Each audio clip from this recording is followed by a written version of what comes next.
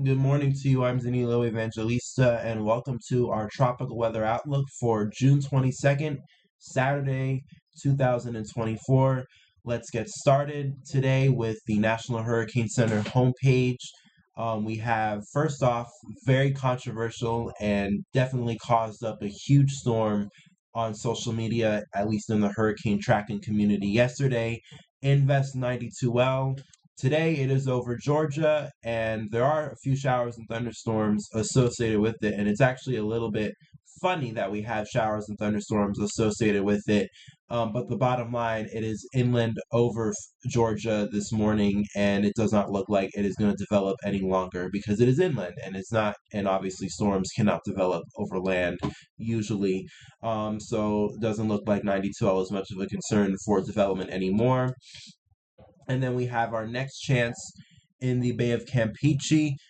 This has a 50% chance over the next several days, both 2 and 7 days, to potentially become our next tropical storm, Beryl, in the Bay of Campeche, and it'll probably move in over Mexico. And regardless of whether or not this develops, I think you know the deal by now. There will probably be lots of flash flooding, heavy rain concerns for Mexico. This is just the deal with these systems, especially early in the season. They're usually not that organized and not that pretty looking, but they definitely always bring lots of heavy rain no matter where they are, especially for Mexico on the heels of Alberta, which happened just this past week into Mexico and brought lots of flooding rain, not only for portions of Mexico and even other parts of Central America, but also for Texas too, and the storm surge that we had. Um, and it just goes to show, even if storms develop, whether or not they do develop, the impacts will always be there. And also, especially even if storms will remain weak, there will always be impacts no matter what. So taking a visible look at the Atlantic, you could see Invest 93L. I forgot to mention that this is actually Invest 93L as well. So we have 93L here. There's 92L. You can see off the coast of Georgia. There was a naked swirl with this. You can see that there's actually convective activity associated with it. And let me actually zoom in on it so you could see. And this is, as I said before, and if you're tracking yesterday, you probably know how much of a stir on social media that this was caused by, especially because if you see on satellite, there is a swirl, sort of like what we call a swirl, but in meteorological terms, it is a low level center. And you could see, if you look, if this satellite will not stop cutting off, you could see that the low level center is well defined and it indeed is very compact. And usually that is one of the qualifications for a tropical cyclone. And obviously you could see that there's convective activity associated with this system as well. And that caused quite a bit of confusion yesterday as to what the situation with 92L is, because lots of people were noting the fact that 92L yesterday did indeed meet the qualifications for barely, but definitely on the borderline a tropical cyclone because it had convection. Recon was also in there around this time of day yesterday, sampling and checking out 92L, and they did indeed find that there was a closed low level center. But I guess maybe the National Hurricane Center thought that convective activity was not too much of a big concern in terms to whether or not this would be a tropical cyclone, or I should phrase that they didn't think that it was as significant enough. The organization generally of the system wasn't as significant enough, but regardless, there is convective activity. There's probably lots of showers and thunderstorms occurring in Georgia and even northern Florida. And I think the biggest issue with this is that a lot of people, at the end of the day, we tend to have our own notions about what a tropical cyclone should be, or maybe sometimes there lots of people brought up stuff about inconsistencies in terms of what is a tropical cyclone. And that was mainly the biggest confusion with 92L. But I think at the end of the day, as I always say, when it comes to these, especially these weak systems, and I just mentioned, I think impacts, regardless of whether it is named or not, will always be there. Especially with these weak systems, they're weak, but they still have impacts and they still have showers and thunderstorms. associated with it, and that is disruptive to somebody, and it will cause some sort of disturbance to somebody's life. In fact, I did hear, and I think a lot of people know that indeed, a part of as a result of 92L yesterday, there were some lives lost in the beach somewhere in the southeast, but I do know it was a result of 92L. So whether or not this was indeed a tropical cyclone, I'm sure that the National Hurricane Center, they probably will revisit this storm, especially given how much stir it caused online on social media, especially on Twitter, about whether or not it was actually a tropical system. They probably will revisit this in the postseason, and then they'll determine maybe whether or not this was a tropical system, and whether or not indeed it might have actually been qualified to be our tropical storm Beryl, or maybe just a tropical depression. Some people say that it only was a depression. Others say that there was the potential that it also was potentially, if it were to be named, it would potentially steal the name Beryl. But at the end of the day, I think it is up to what the National Hurricane Center decides. At the end of the day, they're the ones with the meteorology degree. They're the ones that are putting out the forecasts. And regardless of what people think on social media, it is social media after all, and anybody can think whatever they want. And that definitely gets, information misconstrued. Everybody gets confused. That's just the nature of social media. But the biggest takeaway is, regardless of all of that, 92L is definitely still some sort of system that brought some sort of impacts. And it looks like there probably still are impacts associated with this, especially given that there is convective activity on satellite. So there's probably some sort of showers and thunderstorms anyways, but obviously it's not too significant, so I'll give it to you that. But enough with 92L. Regardless of everything that's about to happen with 92L, it is not going to develop. It is obviously over land now, and so 92L is out of our way. So let's move on to a system that actually still has a chance. This is 93L in the Bay of Campeche.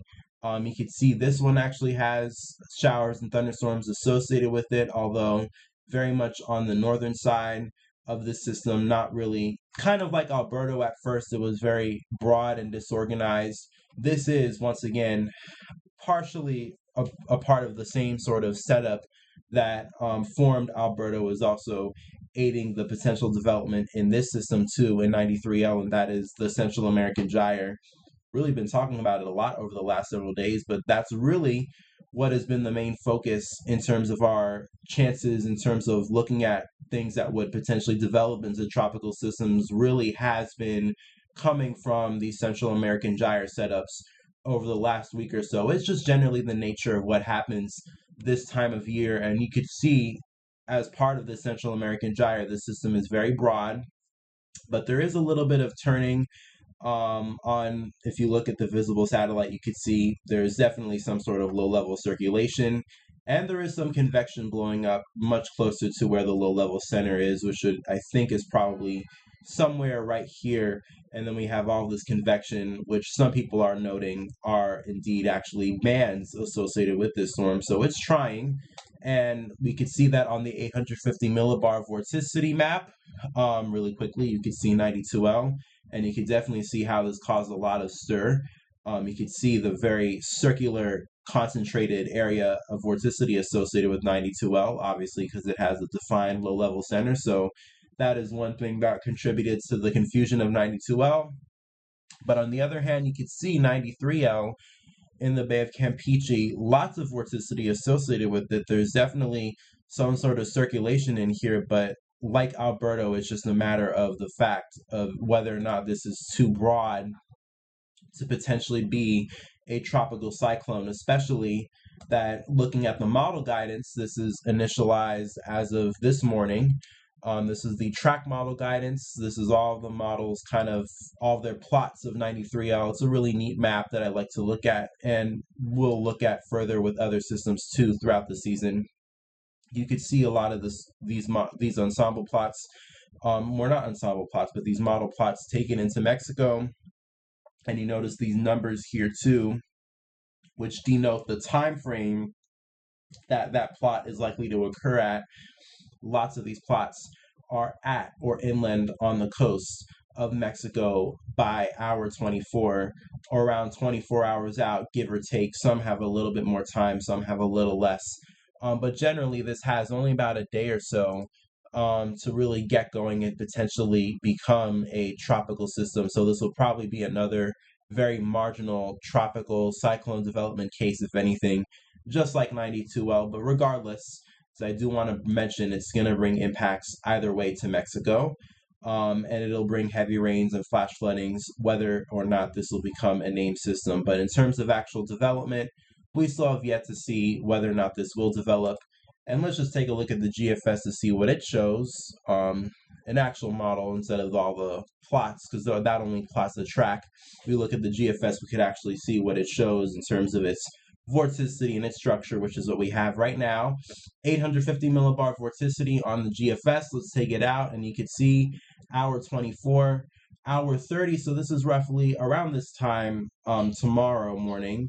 And you can see the GFS maybe does actually try to consolidate this a little bit before, as you see, tomorrow afternoon into evening. And then by Monday, it is already inland over Mexico. And then that is the end of that with 92L. And then as we take it out into time further, you can see 3 days out. I actually do want to point your attention to this area in the MDR, this thing by the islands. It's a tropical wave, but I've actually seen quite a bit of people, not quite a bit, but a few people on Twitter actually mention something about potential energy coming into the Caribbean. But you can see, though, obviously, since it's June, it does not really hold up, does not really develop that quickly enough to potentially become anything before the islands. But then watch next 5 days, next 6, and then into the next week.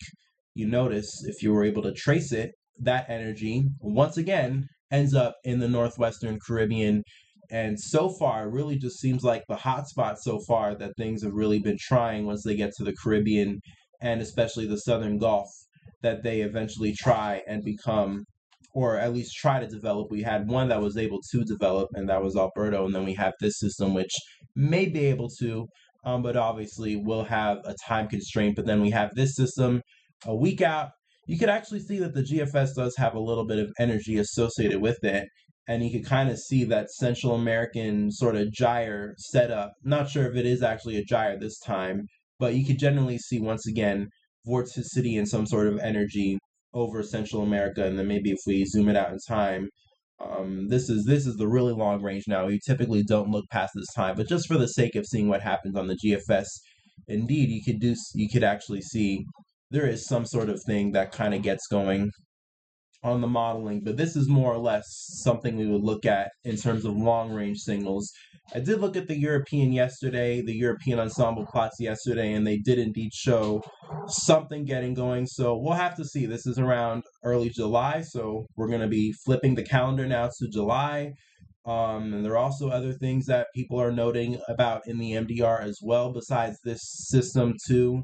And really quickly, though, just to go on to what we were just talking about with this energy, if we go back to how it starts off in the islands, Eric Webb, this is one of the people, this is why I actually got interested in this storm, because Eric Webb yesterday tweeted, he is not sure, I'm not sure, or doubtful, I'm not sure / doubtful that anything will come of this, but I'm certainly slightly intrigued about how active the Central Tropical Atlantic, the ITCZ, is going into the next few days, as we have an MJO Rosby wave pass overhead. So basically he's talking about the MJO being in a favorable position right now. So potentially there is going to be that kick in the atmosphere associated with this wave that he's mentioning.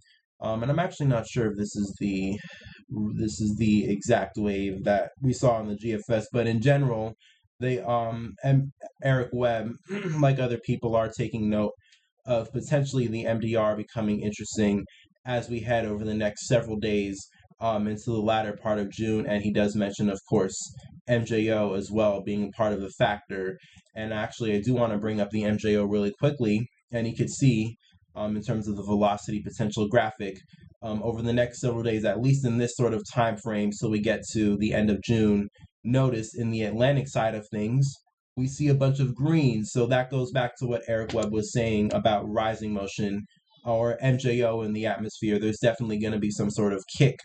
And so maybe we will have to watch and see whatever this is on the GFS.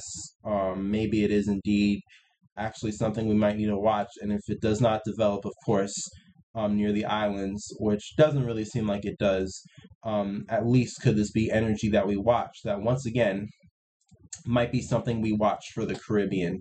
We'll have to see, but once again, as we're heading in towards July, it definitely looks like atmospherically things are going to be favorable. Let me really quickly bring back this map.